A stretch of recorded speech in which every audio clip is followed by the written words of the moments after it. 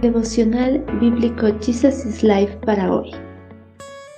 Continuamos con el estudio del libro de Primera de Crónicas, capítulo 29. Predicar con el ejemplo. He reunido todo lo que pude para construir el templo de mi Dios, así que hay suficiente.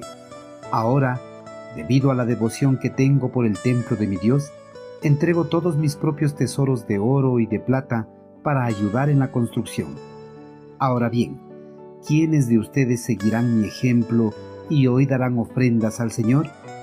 Entonces los jefes de familia, los jefes de las tribus de Israel, los generales y capitanes del ejército y los funcionarios administrativos del rey, todos ofrendaron voluntariamente.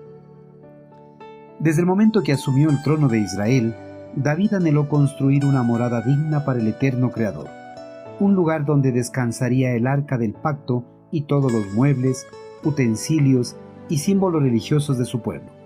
El monarca anhelaba que el templo de Dios en Jerusalén sea algo majestuoso, digno de un rey soberano.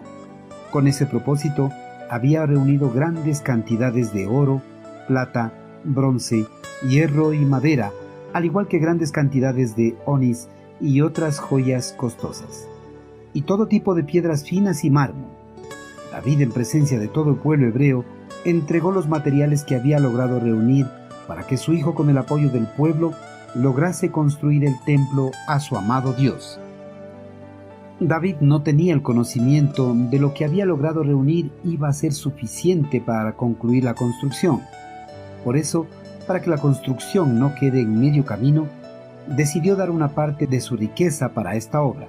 David había hecho suficiente recolectando los materiales para la construcción del templo, pero su corazón no estaba conforme con lo que había hecho.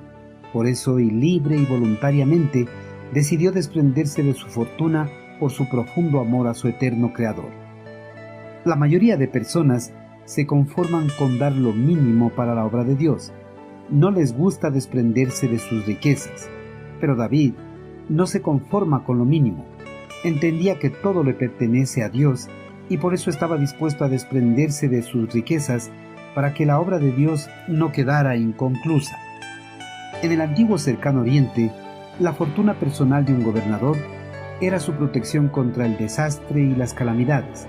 Era una seguridad financiera en caso de que la guerra o la intriga lo despojaran del trono. Pero a David no le importaba el porvenir ni las riquezas, pues tenía la certeza de que Dios no lo iba a dejar en el olvido, sino que nuevamente iba a derramar de sus bendiciones. David, al entregar su riqueza, puso su vida y su seguridad en las manos de Dios. Esta fue una manera de expresar con hechos la confianza que David siempre había afirmado en su Señor. La fe es la voluntad de abandonar todas las garantías terrenales y confiar solamente en Dios. David, al contribuir públicamente para la construcción del templo, esperaba que las principales líderes de su reino siguieran su ejemplo y ofrendaran para la construcción. Por eso les preguntó: ¿quiénes más ofrecen dar para la construcción del templo de Dios? David, a través de esta pregunta, esperaba que los líderes del pueblo tuvieran el mismo deseo de servir a Dios como él. Los líderes mostraron una actitud correcta y decidieron seguir el ejemplo de David. Tanto los jefes de familia, los jefes de las tribus de Israel, los generales y capitanes del ejército y los funcionarios administrativos del rey, todos ofrendaron voluntariamente. Queridos hermanos, David tenía el anhelo de que la obra del Señor no quedara inconclusa. Por eso, a pesar de que ya había reunido una gran cantidad de riquezas para la construcción del templo, quiso asegurarse de que la obra se concluyera. Por eso donó una parte de su riqueza para esta obra.